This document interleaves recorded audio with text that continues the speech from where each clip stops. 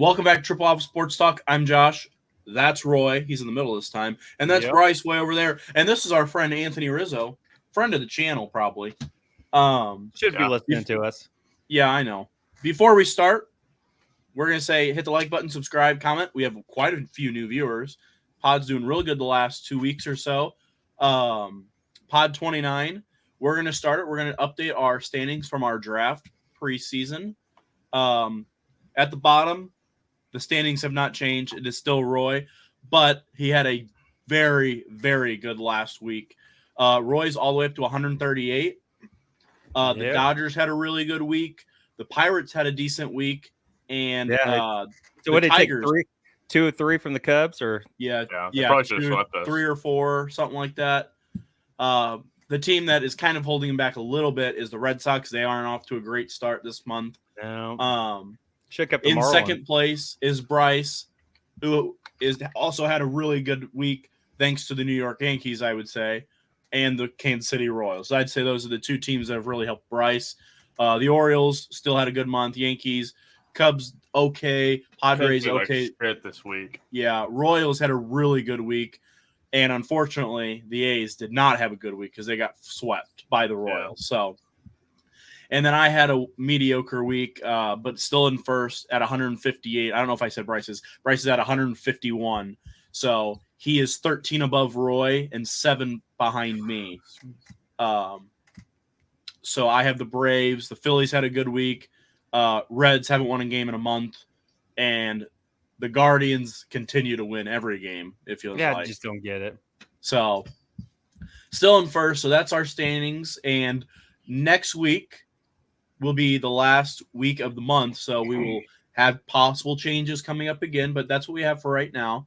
I think that's just going to roll us into our MLB standings. And I'm going to let Bryce go over the standings real quick. In the AL, we start off with the West with the New York Yankees at 33-16, followed by the Orioles, Tampa Bay Rays, Red Sox, who've dropped a little bit, and Toronto Blue Jays. In the Central, we have Guardians, as Josh mentioned. They keep on winning. The same with the Royals, just 1 game behind. Minnesota, Detroit, and the worst team in baseball, still the White Sox. In the AL West, we have the Seattle Mariners, Texas Rangers, Houston Astros, Los Angeles Angels, and Oakland Athletics. So that division shifted around it a little bit. Moving over to the NL, we have the Phillies still with the best record, most wins in baseball at 34-14, and then followed by the Braves at 27. So they're 5 games ahead of one of the best teams in the league right now in their division. So followed by the Nationals, Mets, and Marlins. In the Central, we have the Brewers at 27-20, followed by the Cubs, Pittsburgh, Cardinals, and Reds. As Josh mentioned, the Reds have really dropped this month. NL West, we have the Dodgers, followed by the Padres, Giants, Diamondbacks, and Rockies. Yeah. Roy, I'll start with you. When you look at these standings briefly, what is like the first thing that you notice in there? Well, I mean, like you said, the Guardians 32 wins already this year. That's just crazy. Yeah. And Royals with 30 wins. That's in a weak division, that's pretty good. I look at it. I look at the NL Central again. Look, you said the Reds haven't won in a month, basically, and they're 7.5 games out of first. That just shows you how maybe even they are, or I don't know. I still think that's a down one of the lower divisions in baseball. Yeah.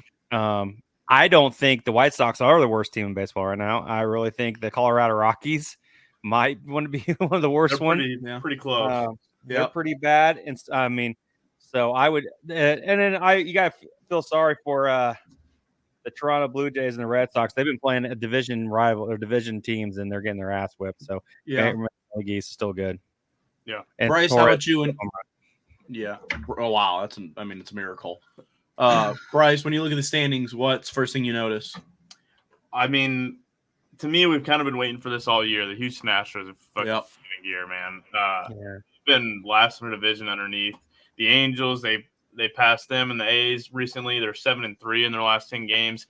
You knew they were going to turn it on. They have so much talent on that roster, and Jose Altuve has been playing amazing all year. It's the guys around him that weren't playing good yet, and those guys have picked it up, like Jordan and Bregman. they have several players who are all-star caliber players on that team that just weren't playing well for the first month. And it's warmer. I mean, they play in Texas, so it was going to happen. But the Ronel Blanco situation, I don't know if you guys saw him getting tossed for sticky stuff. That was crap. Yeah. I wanted to hear your opinions on it. I mean, go ahead, Josh. To me, every pitcher knows they're getting checked every inning. I just have a hard time believing in the middle of the 6th inning or whatever inning it is, 3rd inning, 4th inning, they're just going to come out with a bunch of sticky stuff all over their arm. They need to investigate this. Every time a player gets tossed, it's because they're saying they have a lot of rosin and a lot of sweat. And I've never mixed the two. I don't know what it feels like, but they need to investigate it because there's just no way these pitchers are coming out with sticky stuff on their hands knowing they're getting checked. It's 100% this rosin and sweat getting mixed. Maybe sunscreen is in there getting mixed. I don't know what the mixture is, but I mean, they have to come up with an answer, in my opinion, because these guys are not intentionally going out there cheating at this point anymore. But the thing is, they're told to do that. Like, that's what they're told to do is the rosin and sweat. And then they still say it's too sticky. We saw last year, I believe it was Trevor Bauer showed it just sticks to his hand. He can hold it like this with just rosin and sweat. Well, that's what I was watching the Yankee game the other day, and David Cohn was talking about that. You see them, they put them on with the righties put on they're put on their gloves because they were complaining about the rosin because their glove is sweaty. It's so sweaty, like in Texas where it's hotter than hell, and it was slip your glove starts wanting to fall off. So they said pitchers put rosin on their glove inside their hand to keep from that, and it gets real sticky. And you're allowed to do that. So when an umpire says, "Hey, that's too sticky," and you can't, and they come to find out it's just rosin on it. I mean, what's the difference? Who cares? Yeah. You're allowed to – that's legal. I mean, he wasn't freaking – what's his name from the Yankees a couple of years ago where he put a freaking pine tar on his neck.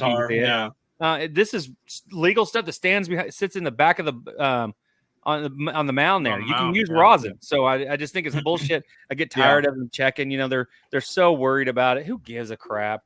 Baseball has always been known for guys who can get an edge. That's how it's been. I mean, I don't like the steroid stuff of it, but you know what?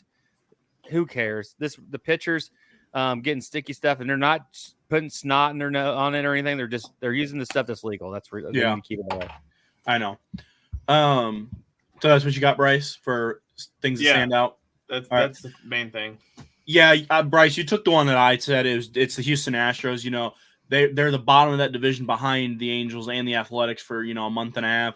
You look back, they're 5 games back, first place. I mean, and it's a testament to how bad the division's been, honestly. I mean, the Mariners and Rangers, they had the chance, to take that big step. You look at like a team like the Phillies, who are 34-14. That's 8 games better than the Seattle Mariners or the Texas Rangers being 10. You could have a 15-game lead in that division if you were one of the better teams in baseball. They just haven't taken advantage of it, and now, Houston's going to be right back in the mix. And my other team that I kind of want to talk about a little bit real quick is the Minnesota Twins. I mean, this is a weird team to me. I was not high on them. I had them finishing, I believe, either 4th or 3rd in the division. I think 4th after winning the division. And, they started off kind of mediocre, about 500. Then they hit a big losing streak of like 8 games, and they were like 10 games below 500. Then they win about 12 straight. They're in like 2nd place of the division, and they're like 500, and now they've lost 7 straight again. I mean, that's just inconsistency. I couldn't imagine being a fan of a team that loses 10, wins 12, loses 8. I mean, that's got to just be unbelievable. Yeah. But that, other than that, I didn't have a whole lot. I really had the Astros as my main one. I think that's going to take us to the Players of the Week. Roy, you want to talk about the Players of the Week this week? All right, let me get to that script here. The Players of the Week, the NL player is Luis Matos. Matos from San Francisco Giants. The 22-year-old was 3 hit for 350 or 385, 10 for 26 with 2 home runs, 16 RBIs, and 3 doubles. 3 runs scored and a 731 slugging percentage in 6 games this last week. Yeah, I mean, and they're helping. He's helping the Giants. Yeah, I mean, especially he's an outfielder, young outfielder, and they lose Jung Ho Lee for the season. He has shoulder, I believe, a labrum tear, out for the year on his rookie year, which I don't think he was doing too hot, but still, you hate to lose a guy like that. You just paid big money. So it's good for them to get some insurance with this kid. And this was one of the highly touted prospects a few years ago. He's kind of fallen off because he hasn't done very well. It's kind of that 4A player, crushes AAA, can't touch major league pitching. So it's good to see him break out a little bit. And honestly, when I read those stats, I'm not like amazed until I see 16 RBIs in 6 games. I mean, that's a lot. No, he had a pretty good week with that. Yeah, driving in the run. So, all right, then the AL Player of the Week, the Aaron Judge, New York Yankees, finally getting hot. The 32-year-old hit 500 this week, 10 for 20 with 3 home runs, 5 RBIs, 5 doubles, 7 walks, 7 runs scored, and a 1.200 slugging percentage and a 630 on base percentage. And the Yankees went 6-0 that week to win that series, man, or win those couple series there. They won me quite a bit of money and got me some ground made up on Josh. Oh yeah, I mean they were hot there. And Judge was hot, and the guys in front of him were getting on base, so he was able to knock them in. So he did it. I mean, he was actually coming alive finally. Maybe getting over this injury that he's had, nagging that toe injury for a while. Maybe that's coming. It's finally moving to his side. Yeah, it's the hottest I've ever seen Aaron Judge play in a week. And it was about a week right behind him, or right in front of him. Man. So, I mean, he was when he hit 62. There was a week that I think it was like June, 2 years ago, where he just went off. I mean, he was batting like 700 and hit like 8 home runs, and I mean, it was ridiculous. And he got into September and couldn't hit a home run for about 3 weeks. But good to see him kind of catch out because I don't know the exact numbers, but I believe he raised his batting average like 70 points in about a 2-week span. He was around that 190, and then he hit 260 the other night. So I was like, that's crazy. So good for him. So those are your players of the week in the AL and the NL. Love seeing Yankees, not going to lie. That's going to take us into Roy's talking point. We're going to go over the Yankees and the Cubs as me and Bryce's talking point a little bit. Well, let's do your guys' first, and then we do mine last. That way, because I do have a short one that I added to it. I don't know if you guys saw. I wanted to get your opinion on the Bellinger sliding to home the other night. If you guys saw it, I think he should have been ejected, suspended for 10 games, and kicked out of the league. All right, let's get an actual opinion because that was just stupid. You think Belly should have been Bellinger should have been suspended? He's cheating. He's slapping balls out of catcher's hands with his eyes open. I think he was out, and I think it was. I also thought he was out. I'm not the way MLB does replay. I don't know. It just what it reminds. I'm trying to think. So I feel like when they call New York to have this thing looked at, it's like they're afraid to go against the call at home, or a call or whatever it is, and they rarely overturn it. And because I mean, he had him, pulled the ball out, and then he knocked the hand. I mean, that's an out. You go by the letter of the rule. That's what it is. If you knock it out, it was already done. So to me, it's the same idea as a double play at second. If the shortstop flips it to the second baseman, he catches it, and he pulls it out of his glove and loses it on the throw, the runner is still out at second. It's on the exchange. Yes. To me, he has already tagged him, and he is pulling the ball out to show the umpire he has the ball, and it gets knocked out. To me, he is out at that point, but I also can't say I've ever seen someone knock the ball out of the catcher's hand at home plate. So it's one of those, probably it's never happened before recently. I don't know. I thought he was out. I've seen it knocked, but not at somebody's hand. I've seen it with their feet, or somebody like that. But like when after you slide past and then hit it with your hand, it's usually that happens when they're safe no matter what. You tag, and you miss the tag and the hand or head comes on and knocks your glove, knock the ball out. I mean, for him to be tagged and then the ball and the guy that pull, like you said, pull it out and then get hit. That's just, I mean, unlucky for the catcher and for them and for the umpire. I just don't think the catcher should have tried to show the ball like that as Belly's still sliding across. I mean, I agree. Oh yeah, why is he pulling it out? Just hold the glove up. You know he's got it. Yeah, I agree. It is a good point, but the umpire was standing right there. How can you not see that? I mean, that's so. I think the umpire probably thought the ball got knocked out. I don't think anybody's challenging that he was tagged out, but I do see how you can say how does New York not make that call? Like, oh man, they do it all the time. Yeah, New York makes bad calls all the freaking time. I don't get it. Yeah. Baseball's review system isn't the greatest. I mean, just like I'll bring Aaron Judge. Remember he slid in the second and had his hand up and it knocked the ball down, and that's an out. I mean, that's an interference. You can't put your hand up, and they challenge even if he does it every time he slides, he still can't do that. You can't do that, and they didn't. And for the replay to see that and not change it, that's why I replay is just a joke when you don't actually get the game right. Yeah. All right, then let's do my talking point. The baseball season is a fourth of the way over with, a little bit over now, but a couple days ago, fourth of the season. We're going to break down the Yankees and the Cubs season so far in a little bit more depth than usual. We'll start with the Yankees, me and Roy's team. Currently, 33-16, first in the AL East by 2 games of Baltimore. There are a couple key stats that I took when I deep dived them were they're second in baseball on home runs with 68. I believe that is 1 behind Baltimore for first. They kind of flip-flop every other day right now. They're second in baseball in walks. They're second in baseball in on-base percentage, so that kind of goes with the walks. But with all that, they're first in baseball in team ERA, so bullpen and starting pitching, not just one or the other. Those were the key ones that I saw in there. I only took, obviously, things they were like top 5 in. Others, you're going to be just middle. You can't be good at everything. It's just not possible usually. And let's start with the pitching staff. Luis Gil, this says filtered by strikeouts, like in the order, but it doesn't matter. Luis Gil, 5-1, 2.39 ERA in 9 games started. He has 49 innings pitched, 62 strikeouts to 27 walks.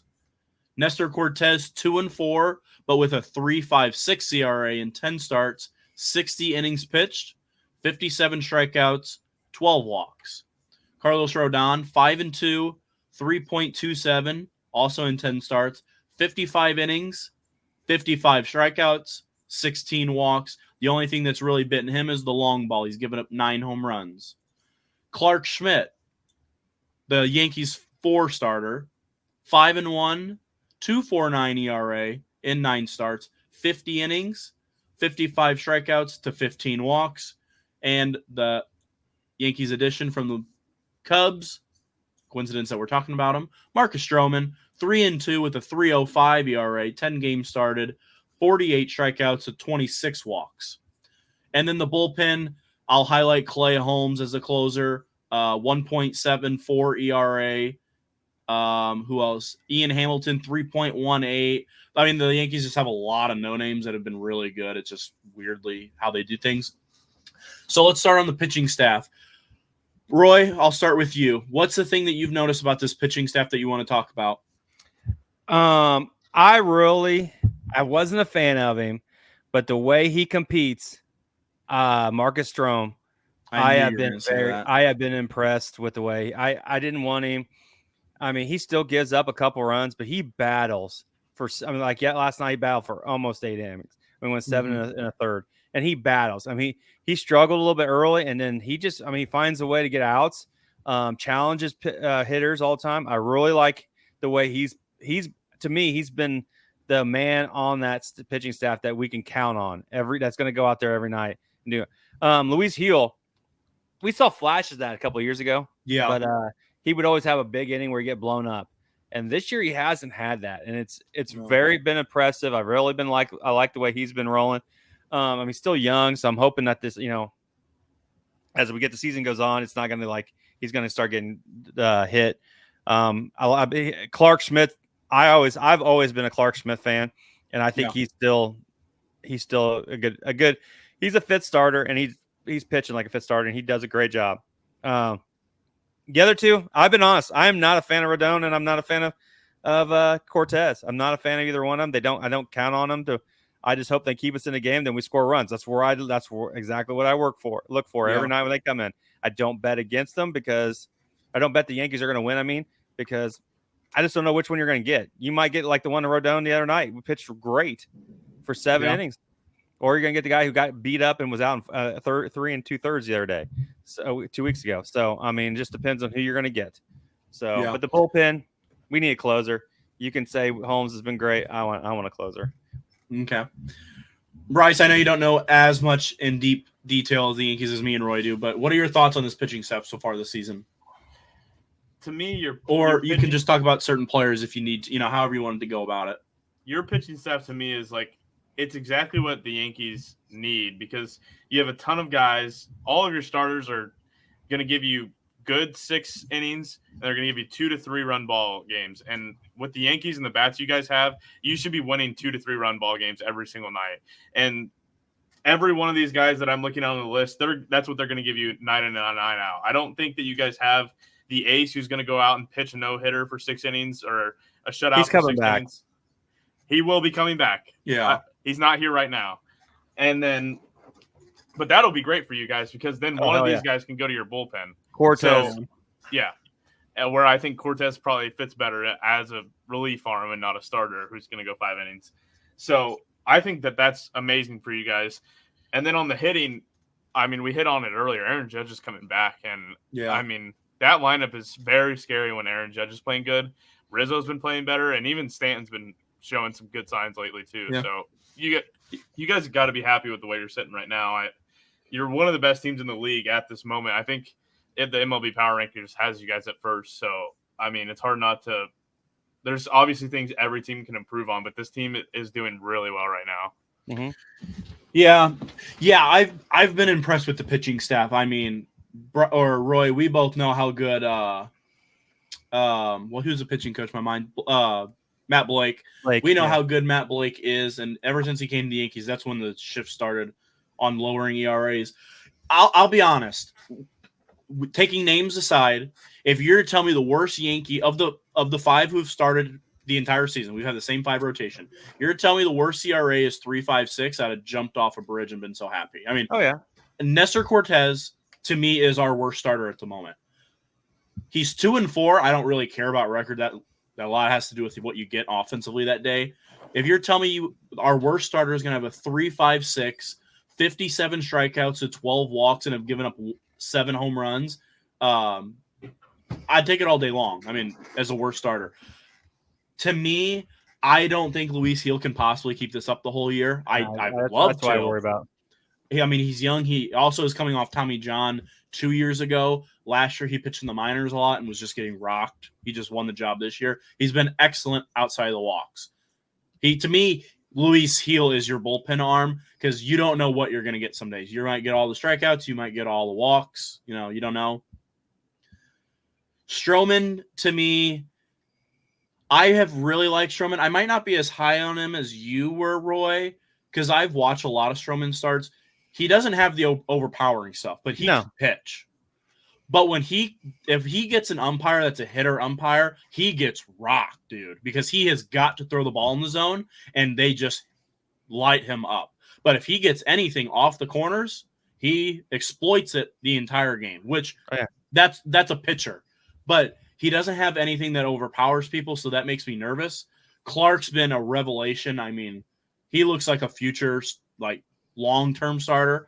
And I actually have been impressed with Rodon outside of the home run ball, but I think that's because he basically is a 3-pitch pitcher, and people just sit on certain pitches. He doesn't have the 5 pitches where they're just sitting fastball, and that's the pitches that he keeps giving up home runs in the first inning. It's because he's not throwing his breaking balls yet. Bullpen-wise, Caleb Ferguson's been pretty terrible. I'm not a fan of him. Luke Weaver's been a sensation. I think Clay Holmes has been good, but I understand where you're coming from, because he does give up a lot of weak hits with that sinker, and so he has base runners on. But he walks a lot. I mean, that's what gets me. He does get. It seems like he walks a run, at least one batter every time he comes up. Yeah. I think the area of need in this team is bullpen, and even though the bullpen's been really good, a back end guy would also just be nicer. Just to, you don't always have to push that starter the extra inning. You can keep them. We're getting 6. Tommy Kankle back or Canley back. So yep, I agree. He's coming this weekend. Yeah, I honestly hope he takes Dennis Santana's job, but we'll see. And then I'll ask you this, Bryce, even though I kind of think I know your answer. Garrett Cole will be back this season. Somebody has got to come out of this rotation. Oh, assuming they don't make a 6-man rotation, which they've done in the past, which I think that's what they're going to do personally. But assuming they stick to a 5-man, who comes out, Bryce? I hinted to it earlier. I think it's Cortez. I think that I think his pitches are better when they're only seen once against a batter. I think the second and third time a batter sees Cortez, he's not as effective because he can't do his little antics and get outs. He's going to get you your 1 to 2 innings of outs to me whenever he comes in. I think that's his best role. I don't think he's a guy that's going to go 5 to 6 innings and be a starter. And I mean, looking at the ERA, he's got the worst ERA, and that's why, because when he gets to the third rotation, he's getting rocked. I mean, even second rotation. See, how about you, Roy? I don't think they'll go to a 6-man because it's going to be July when Garrett Cole comes in, and they're going to want Garrett Cole and Garrett Cole form by September. So they're going to stick. You also you can't push him too far too quick, and you know the Yankees aren't going to do that. You're going to want him to get his every 5th start. Is what you're going to want Garrett Cole again. Is there? Yeah. You may skip one of the other guys once in a while. Yeah. That's what I think they would do. What they're going to do is then they'll do like put I choose Cortez, but so say you put Cortez in the bullpen as a long reliever, and then he starts, at once every 12 days or something like that. Once every something like that, and that's what I could see them doing. When you talk about the bullpen, I mean Ian Hamilton, who'd been one of our studs, he went down. He's hurt, went to DL. COVID. COVID, that's right. COVID. Never haven't seen it since 2022.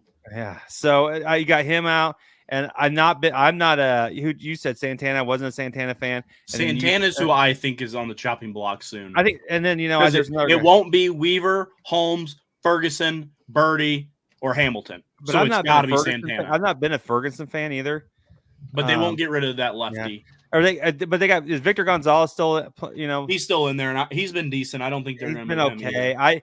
I just think the Yankees need a bullpen arm that we know for sure could go in there and just shut it down.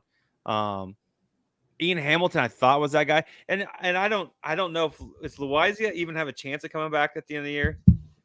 I don't even know. So.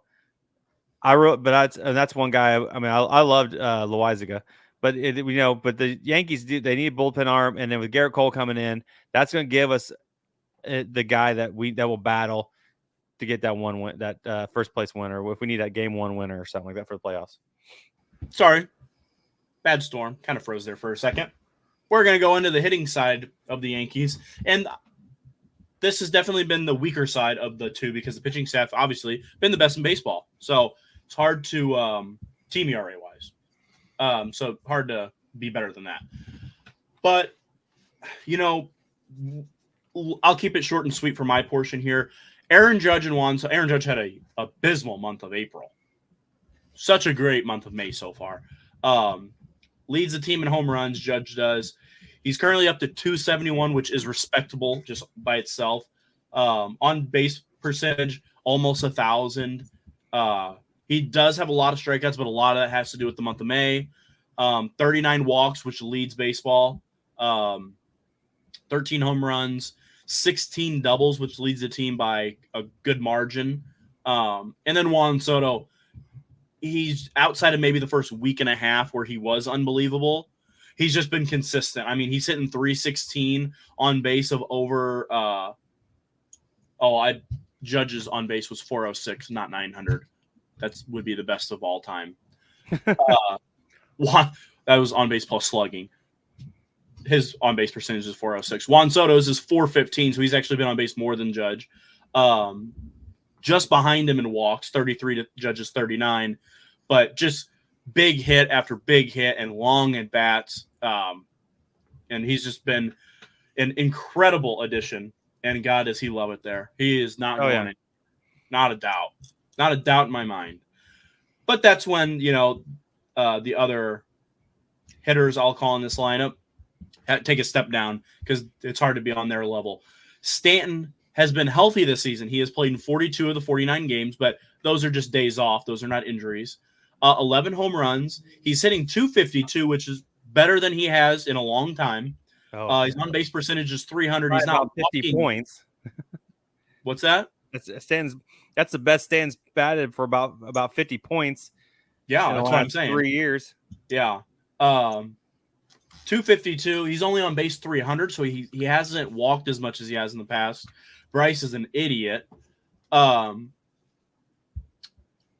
Stanton 11 home runs, same as Soto. He has 8 doubles, 26 strikeouts, and Bryce is just typing away because he doesn't know ball. Rizzo 7 home runs. He's hitting 260. Rizzo's had a mixed bag. I feel like he's either 0 for 4 or 3 for 4. He hasn't had as much contact this year as I'd like compared to other years, but he's not awful at the plate like he was, when after he got concussed last year. I mean, that was just abysmal to watch. Volpe's been a really good player, not like he was the first month, but still really good. 6 home runs, 2 triples, 8 doubles. He's a good leadoff hitter right now. Batting 270. Trevino's been a great sensation this last month. Yeah, hitting 275 with 5 home runs. Verdugo, the addition as well, 255, 5 home runs. A lot of clutch hits though. Cabrera is really just back to being Oswaldo again. Gleyber's been a shell of himself. Birdie missed some time, and then Austin Wells splits time and hasn't been great, but has also been kind of unlucky. And then hasn't got a lot of playing time lately due to Trevino. That's the deep dive of the offense. My thoughts are they need Judge and Soto are going to be Judge and Soto. I just need this team to stay healthy, and they have so far, but I'm worried they won't. Somebody like Rizzo, somebody like Stanton. Me and Roy have talked about it for a long time. I don't like Gleyber Torres in this lineup. He doesn't fit this team anymore. They don't need him to hit the home run, so he doesn't hit home runs. He doesn't play any good defense at second, which they need defense at second. And he doesn't make enough contact, so he doesn't, what Gleyber's batting 221 with an on-base percentage of 297. It's under 300. So he's just a shell of what he used to be. But I'll let Roy get into more. Oh no, this lineup, you can't say this lineup is top 5 in every statistical category on offense in Major League Baseball. Home runs are second. They're top 4th in runs. Batting average are 5th. About every statistic, they are top 5. So they are hitting the ball. They're putting it in play, and they're doing it pretty good. They strike out in big moments, which this is baseball. But I agree. Gleyber Torres is the one that is the struggling part of that lineup. When you can't hit and you can't feel worth the shit, it's just pointless. Damn it. I'll put the game off because I'm tired of watching it. But when you got Volpe, I think he's a good leadoff hitter. Yeah. I don't know what they're going to do. DJ LeMahieu is coming back next week. If he can just be a shell of himself, just someone that puts it in play, hits the opposite field, that will help that offense getting, with him. And I think with Verdugo batting 4th has been a much better improvement for that lineup. Rizzo is, I hate to say it, he's old. He's not the same player. He doesn't put the ball in play like he used to. Hard. He's been playing hard, and they would make plays. But his defense has gotten worse in the last year. It's sad to see it. I like Rizzo in the last couple of years that we've had him. He wasn't my choice that I wanted to sign when he was a free agent, but if he can come back and if he can just stay consistent 250 hitter and just maybe play a better first base, I think that'll help. But this offense needs a kick in the ass because we haven't got to where everybody's on the same page.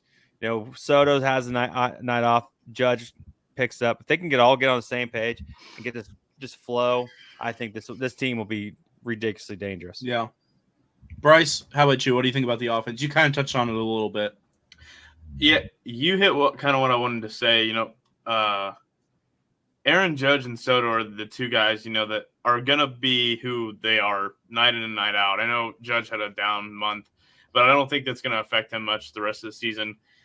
And I've said it before on this podcast, it's your other guys that's going to win you series, especially once you get into the playoffs. Rizzo, Stanton, Volpe, Verdugo, all of those types of guys, those guys can be the guys that win you the series and get the 1 to 2 runs that you need to win against somebody. Because last year, I mean, we saw Aaron Judge playing teams by himself. And the year before that, we saw that as well. I mean, somebody, who was it that said it was like the Astros versus Judge one night? So, I mean, it's not like that this year. He's got Juan Soto. I mean, they're Batman and Robin up there. The guy walks and gets on base every time or hits a tank, it seems like, with Soto. And Judge is playing like MVP Judge. So, I wanted to ask you guys, though, when DJ LeMahieu comes back, his primary position is third base. With Oswaldo Cabrera playing decently this year, can he make the switch to second or no? No, not at his age. They've already came out and said he will be the third baseman. Oswaldo and John Birdie, who is the other third baseman, who's lefties, will be going to the bench full time, and it will be DJ at third. He used to, when we first got him, be able to move to second if we needed. He's just gotten too old. He doesn't move as well. He'll just be a third baseman, and then he'll play first to give Rizzo days off. Yeah, no, I mean, Cabrera, Oswaldo, he plays multiple positions. He plays outfield. He'll be the one that will take second base the days off. That's what I was saysaying. I was saying put DJ at third and put Oswaldo at second. You mean start with Gleyber? Yes. Yeah. They'll never do that. But because I mean, the thing is, what are you going to do with Gleyber? Just bench him the entire time? He can move to a DH or like on and off days. The problem is we got Stanton. The Yankees got what their biggest problem is. You got Stanton who can't do anything but DH. You have too many people that can't play defense. And the problem is we need the DH spot for days to give like Judge, more days off, Soto day off, get these guys more days off using the DH. But then you're not batting Stanton. I mean, it's just the Yankees' construction of their roster has put them into that problem. LeMahieu will be our third baseman. Gleyber will be starting second baseman. That's what's going to happen. Maybe if he's not batting well, maybe they'll bench him more because he is playing every day. Because other than Cabrera, they don't really have a second baseman, and Cabrera's having to play third, so then maybe he'll play less. I doubt it. Because the Yankees are in the philosophy. I know Aaron Boone is. I've heard him say, just got to get him more at bats. Got to get him more at bats. That's Aaron Boone's favorite saying about when a player is struggling. Get him more at bats. Get him more play appearances. And he's just Gleyber is.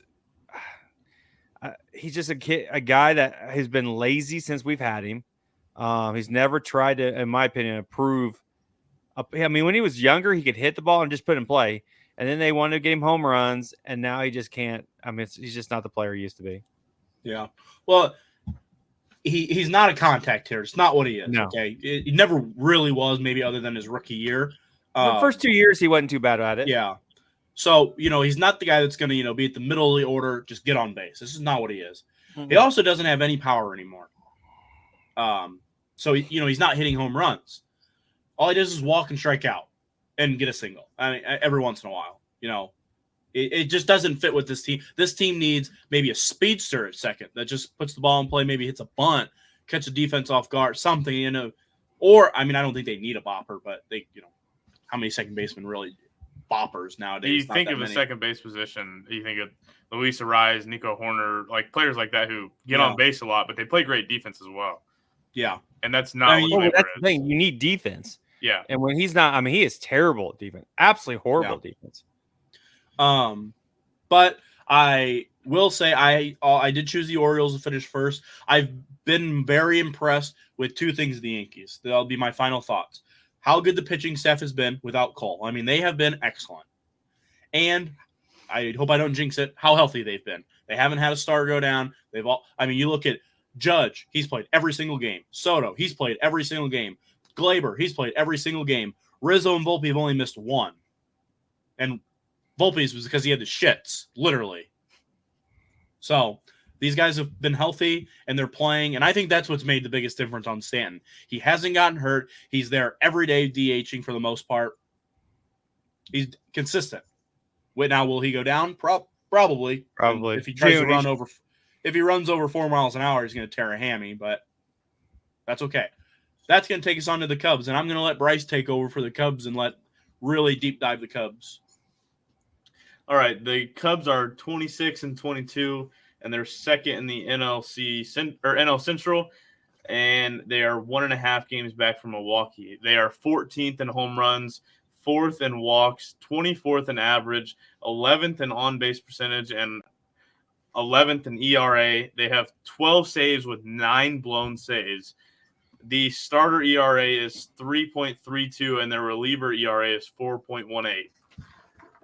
So the Cubs' biggest 2 issues right now, to me, is obviously the bullpen.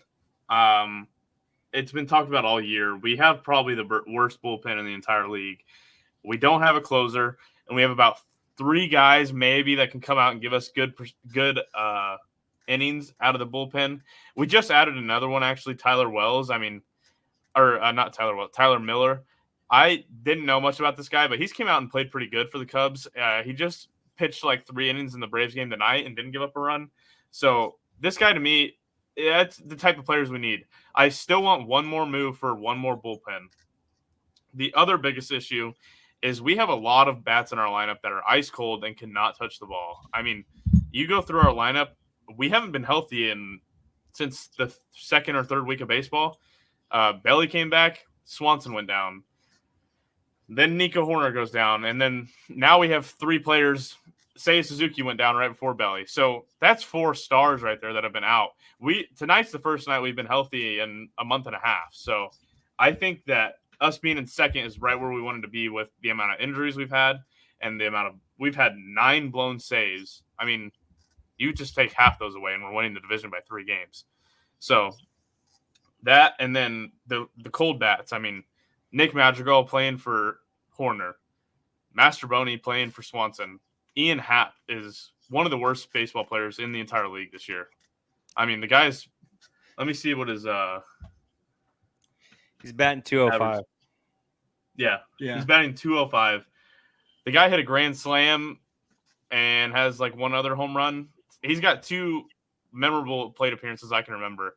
His chase rate is out of the – Bryce, I'm looking at Ian Happ's stats, and to give you a perspective on how we feel, these are very, very similar numbers to Gleyber Torres. Almost identical. Same type of player. No power at the moment. Very low average. Kind of has a little bit of walks, but Sounds a lot like of we strikeouts. trade Torres for Nico. When we talk about Gleyber Torres this season, think of how Ian Happ has played, and that is how we're taught. That's what he is.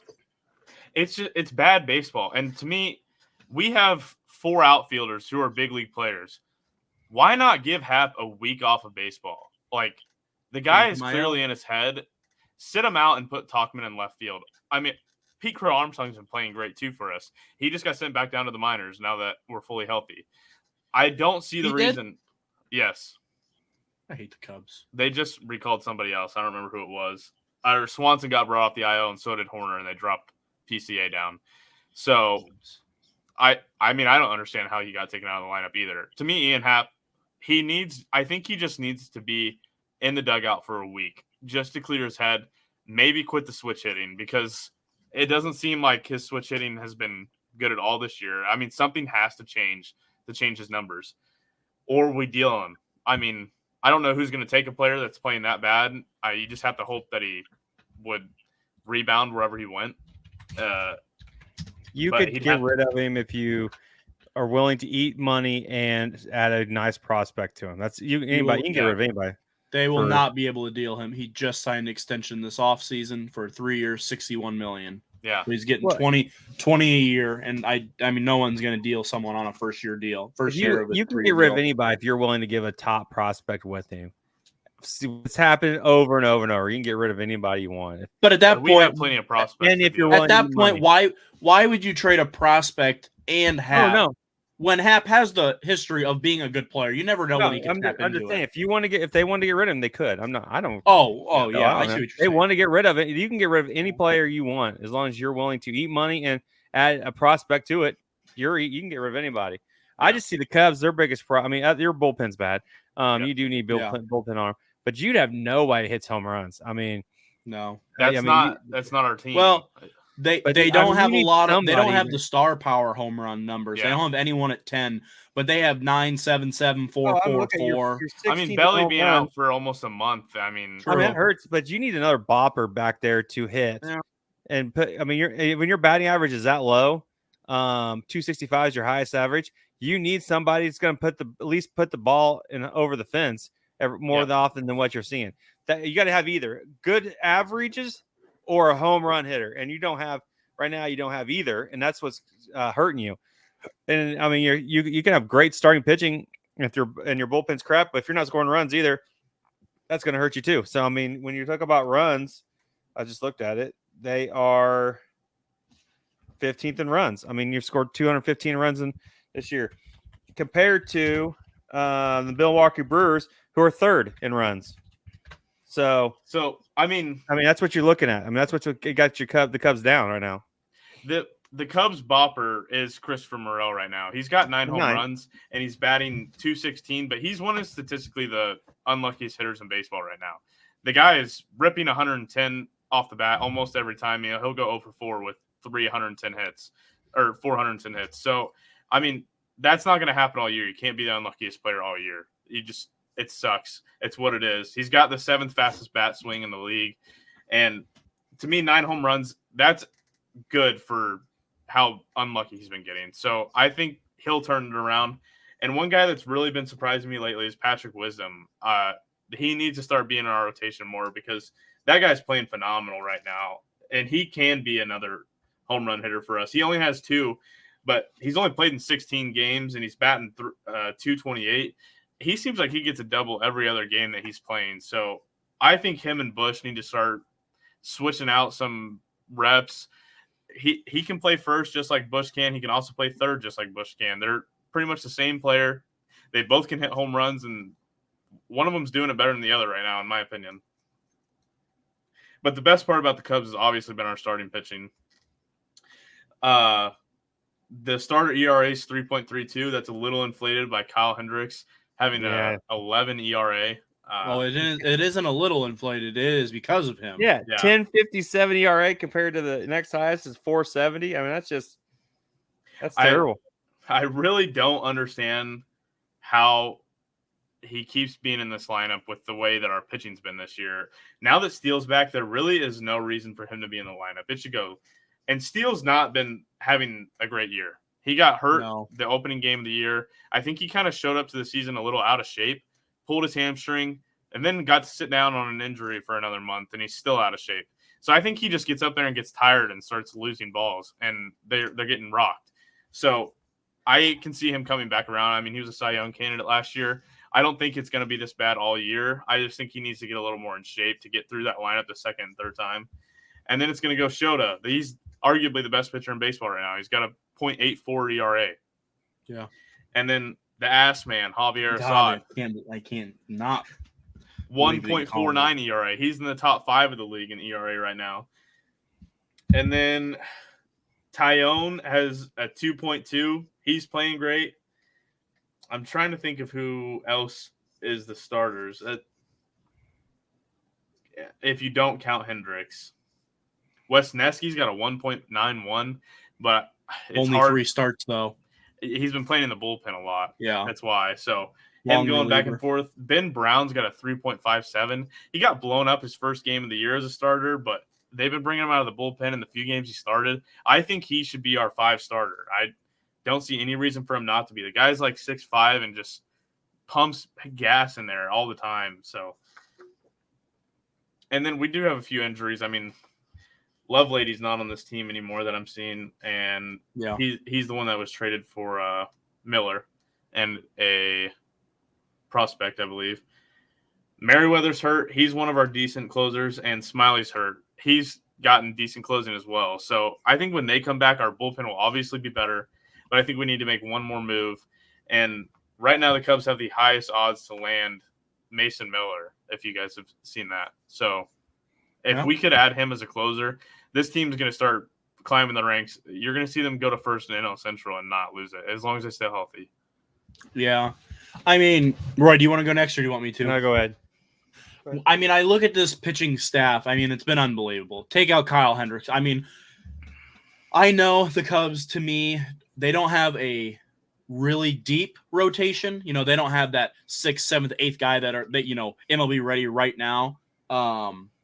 Obviously, they like who they have. At some point, Kyle Hendricks as a vet, you gotta know you just don't have it. He has someone like Hayden Wisniewski, who's a bullpen guy now, but is a starter. At some point, you gotta flip it. I mean, Kyle Hendricks might do decent out of the bullpen. You know, you have Hayden Wisniewski or Ben Brown pumping 100 the first 4 innings, and let's say they have a high pitch count, but they've only given up 1 or 2, and you bring in Kyle Hendricks throwing 66. I mean, at some point you have to make the change. He's 0 for 4 with a 10.5 ERA and 7 starts. That's just horrendous. His last start, he gave up 8 runs, and then he said in the press conference that he only felt like he missed 2 pitches. Yeah, I mean, Imanaga 0.84. I mean, he is the Cy Young in the National League right now. He is. It's not even close. Maybe Tyler Glasnow was close because of like counting stats like strikeouts and stuff like that, and he's a radar slut. I mean, but Shota Imanaga is the NL Cy Young. Javier Assad in 9 starts is a 1.45 ERA. It's incredible. I think he gave up 3 runs to the Braves tonight, but I mean, if you're giving up 3 runs to the Braves, I'm happy. And then Tyone, who started the year hurt, 2.2 ERA in 6 starts. That's a 1-2-3 you can take into the playoffs and you're happy with. Yeah. It's after that is the question marks. Yeah. Kyle Hendricks has got to go. I agree with Bryce. I think Ben Brown should be in that rotation. And then the 5 to me is debatable. You could have Wisniewski. You could have Wicks when he's healthy. You could have, a spot start from a bullpen game, even though their bullpen's not good. I know that, but still. You could even, I'm sure there's a AAA player that could come up for a spot start. Yeah. But they have the pieces. They need to take Hendricks out of this rotation, in my opinion. But then the bullpen, this is where I think it's ugly, and I don't watch these guys every day like Bryce does. And I'm sure these guys have good, outings and you can see their stuff. But just looking at the counting stats and the numbers, Hector Neris, I would trust 2.65 ERA without even looking at those numbers. I trust him. I know how good he is. Hector Neris, though, he cannot be the closer like we've been using him. He is too wild and walks too many people. You have that with bullpen guys though a lot, especially guys that are really good. Yeah. You'll have those hit or miss nights, but I agree not wanting to have him in the closer spot. Smiley has been good, but I mean, 4.9 ERA in 9 games this year out of the bullpen isn't great, but he's hurt you right can now still, as well. I know. And Julian Mayweather has a 1.93, even though I know a lot of Cubs fans don't like him. Yeah. This team has got to add bullpen. It's an obviously glaring need. They're going to address it. It's just they're not going to address it right now. They have made one move. I already like it. Tyler Miller has been playing pretty good since he came to the Cubs. But they're going to address bullpen at least a little bit. They have to. The problem with the Cubs, to me, is their offense, and everybody would agree. I look at Christopher Morel. And to me, Roy, he is the bopper. He isn't a contact hitter. He's hitting 216. I mean, he just does not get a lot of hits. He's got to have more home runs than 9 at this point. Yeah. I mean, I agree. But, I look at Stanton, who has 10. All Stanton does is hit home runs, in my opinion. So, is it as good of a start as you'd like? Maybe not. And can he hit above 216? Yes, he can. He's better than that.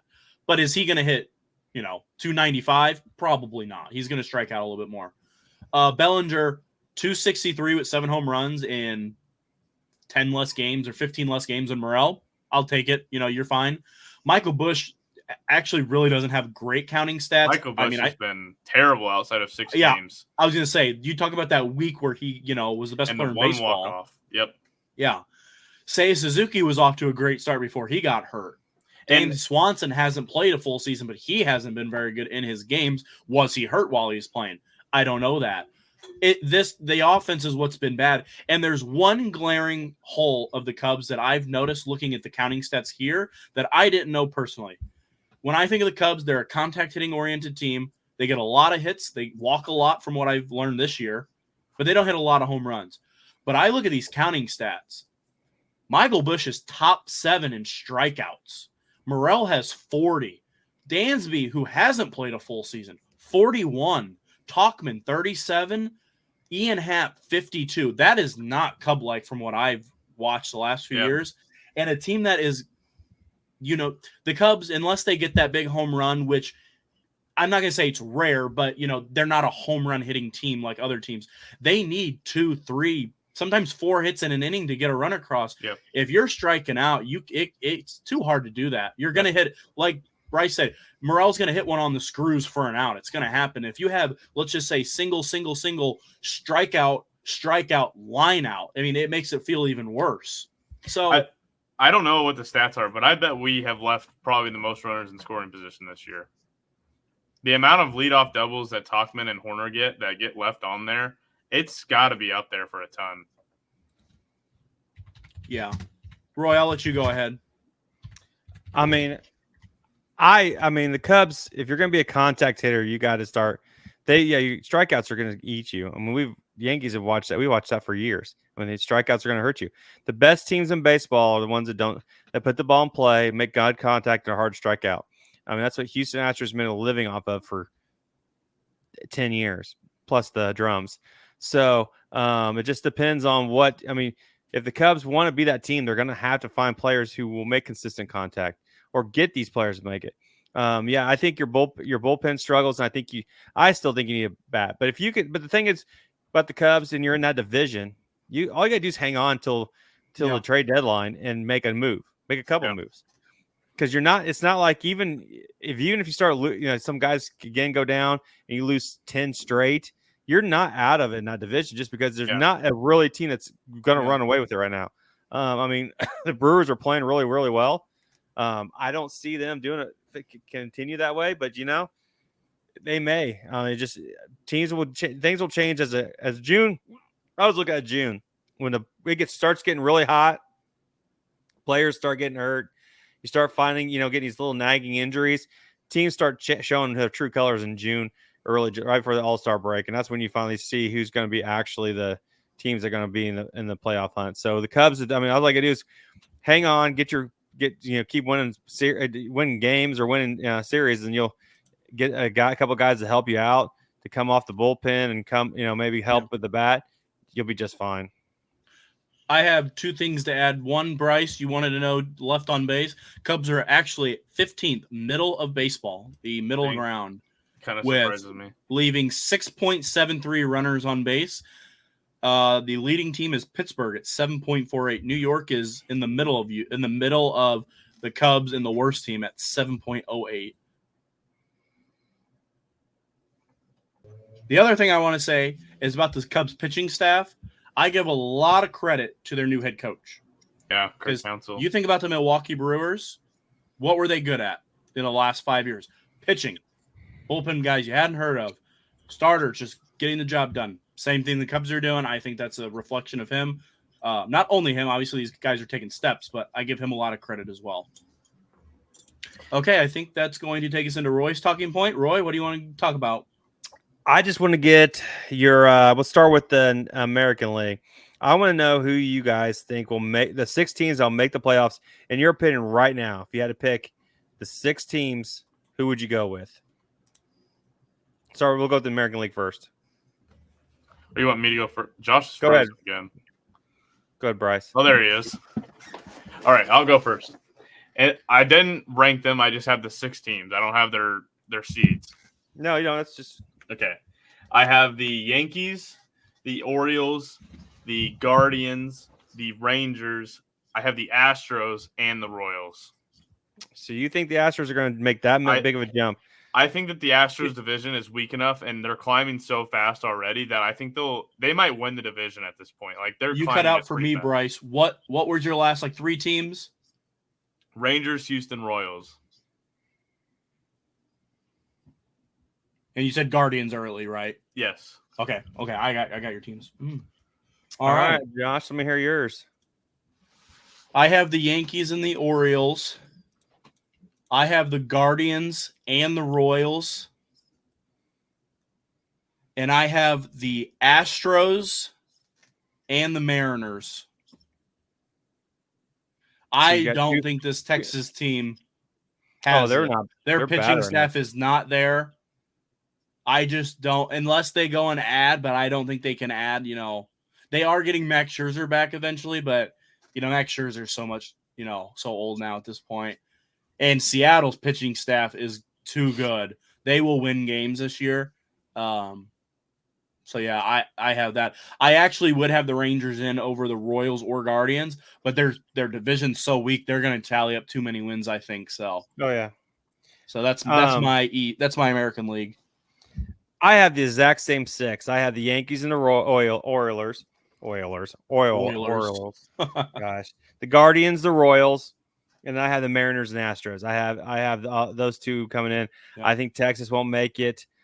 I think an AL East team like the Red Sox, as well as their pitching, Devers is hitting the ball really hard, really well too.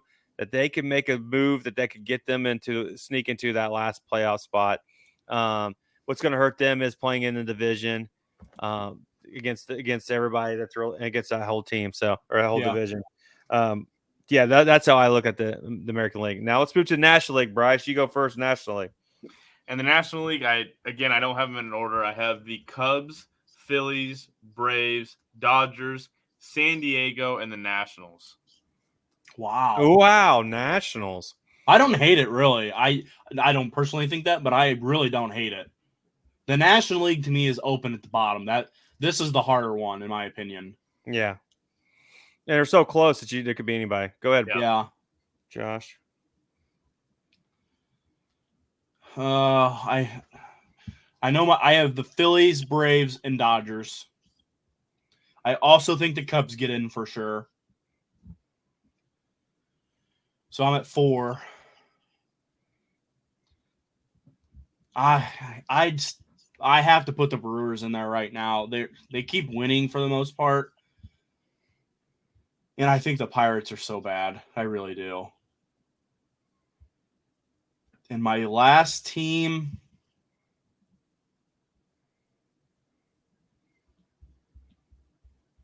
I'm going to have the Arizona Diamondbacks be my last team. You think they're going to make it? I just they have a lot on the IL. I mean, you look at their biggest offseason move was Eduardo Rodriguez. He hasn't pitched an inning there yet. He's due back in about a couple weeks.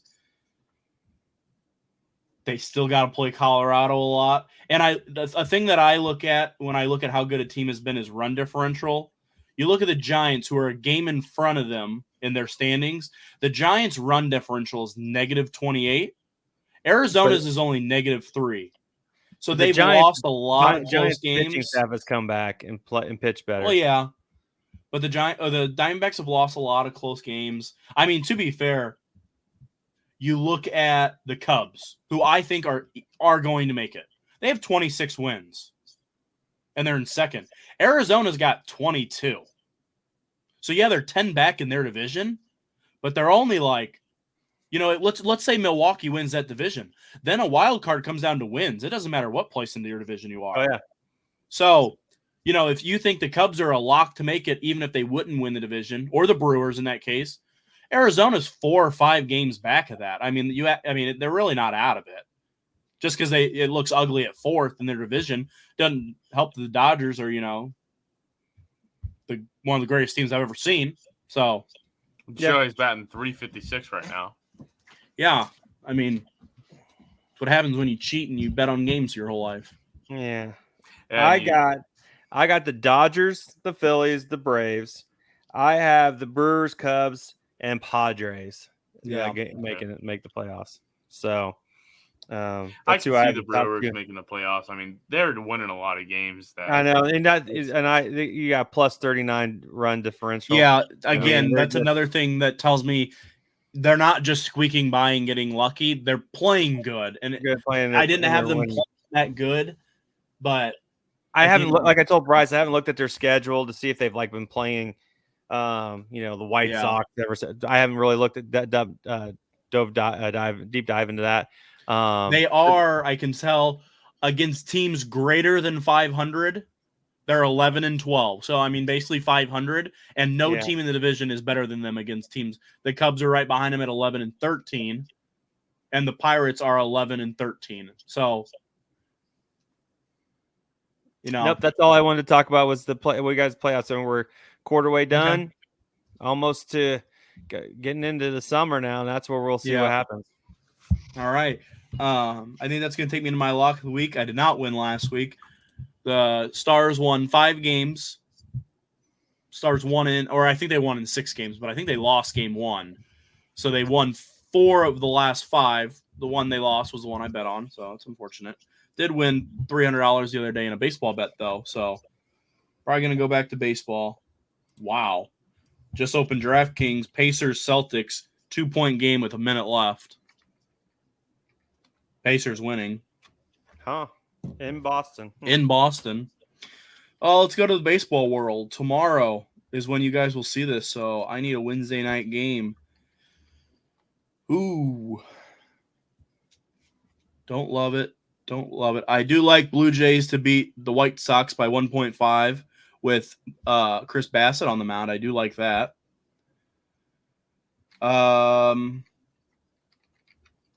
I do like, I don't know. He hasn't been very good this year. I do like Freddie Peralta and the Brewers to win by 1.5 in Miami.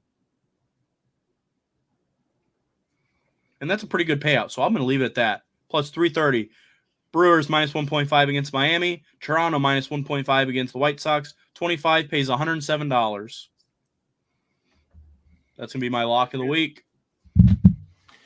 All right. The game that I got, there's going to be 4 answers. And I will give you – I really only want to give you 1 strike because it's only 4 answers. This is going to be the top 4 first basemen and who are the top 4 first basemen for the Yankees in home runs? Well, Lou Gehrig. Lou Gehrig is number 1. Don Mattingly. Donnie Baseball is number 2. Teixeira, what have you been up there? Teixeira is on there. I did not. That's the one I sat here for 5 minutes debating. I like, was he there long enough? So that's number 3. I think he's 4. I think he's 4. So you need number 3. The last guy's going to be old, isn't he? Tino Martinez. Tino Martinez is the other one. Wow, I can't. I would never went right through me on that one. I would never have guessed him. He hit a bunch, man. You weren't born through the 90s when he came take over first base, and he hit a bunch. And it had a lot of key ones too. So that was fun. Yeah, I mean that's probably the quickest one we've had. All right, so I got 1 player. I got 2 players. I don't know if you want to do an NBA player that you guys can guess. First, we'll do good with NBA. All right, we'll do baseball first then. All right, so this player. He started with the Tampa Bay Rays, Devil Rays when he first got there. Played, then went to the Oakland Athletics, the Kansas City Royals, and finished his career with the Chicago Cubs.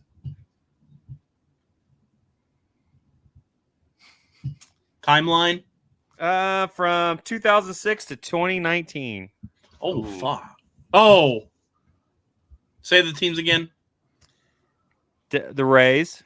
Mm-hmm. Athletics, Royals, Cubs. Okay, I got it. Do you know who it is, Josh? Is it a pitcher? I do. No. Oh. Infielder. Who is it? I'm not saying Bryce should know this because this is actually, I didn't get it at first. I didn't get it till you gave me the timeline. But you should know this, Bryce. Like, going forward, you should never forget this guy. Yeah, you should not forget. This is a World Series hero, Ben Zobrist. Yep. Ben Zobrist. The guy that won the Cubs the World Series that year. All right. So my last one is an NBA player. I'll give you timeline 2005 to 2022. Nice. I like it. All right. 76ers, Atlanta Hawks, the Toronto Raptors, the Los Angeles Lakers, Houston Rockets, the Clippers, and then he finished it with the Hawks. I thought I knew who it was, but it's not him. I think I know who it is, but I don't know for sure. It's not Vince Carter, if that's who you're thinking. No. It is. Okay. I think it's Lou Will. Lou Williams? I think so. Lou Williams is correct. I don't think I would have gotten that one. I didn't think you'd get that one at all. I pretty much only remember him as a Clipper. I can't ever remember him on another team. I remembered his last 4 teams, and he set them all in order. So that's the only reason I thought them. Okay. Well, if you guys are all going to be playing games, I want to play a game. That's no fun. So let me get a football player since we didn't do that. Something I haven't seen on Barstool that I would like to start doing. Are you talking about the elimination, the 4? No. Oh. Where they show you a player and you can't speak till you get a player that's better. We can do that. I would like to start doing that as well because there's some terrible ball knowledge out there. The one that I've been loving, we couldn't do it. It's probably too hard. There's 4 people, and one of them is an imposter. So I do like that one as well. The guy has told 3 of the 4 players, Roy, about a player. So highlights of it, yeah. And they all have to say a word. And I saw one today, and it was the first non-athlete I've seen. It was Peter Griffin, and someone goes, "Good hair," and they go, "Imposter." It was so funny. Okay.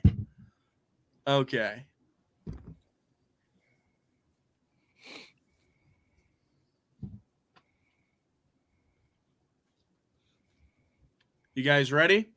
Sure. Yeah. This player started his career at the San Francisco 49ers, made his way to the Indianapolis Colts, then to the Miami Dolphins, then to the Buffalo Bills, and finished his career with the Jets. Timeline: he played from 2005 to 2020. 15-year NFL career. 49ers, Colts. Where do you go after that? Dolphins, Buffalo, Jets. So he did an what do you call it? America, yeah. Or not American League. I have a guess.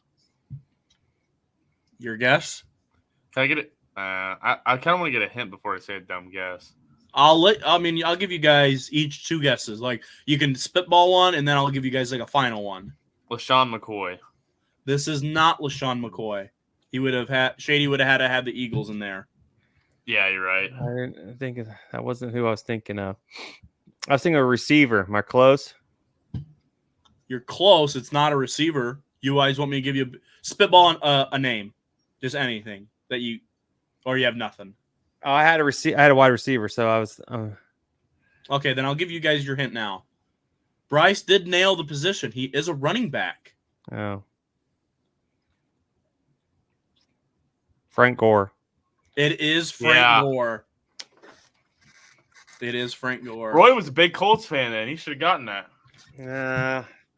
Wasn't a big Colt. I think I haven't really I'll be honest, I haven't really watched the NFL till this year for the last 8 years or so. Yeah. So how have you liked watching the NFL, Roy? How do I like watching NFL? Like, you haven't watched it so long and you had to pay attention this year. What'd you think? I'm a college sports fan. College is just more energetic, more fun. I enjoy it. These players, professional sports is driving me nuts the way they act. It just not my cup of tea. So, but I'll watch it just to have something to talk about. Yeah. All right. I don't think I have anything else. You guys? Nope. All right. I think that's going to do it for us. Make sure you hit the like button, subscribe, comment if you're new. We appreciate the support, and we'll see you next week. Peace out. See ya.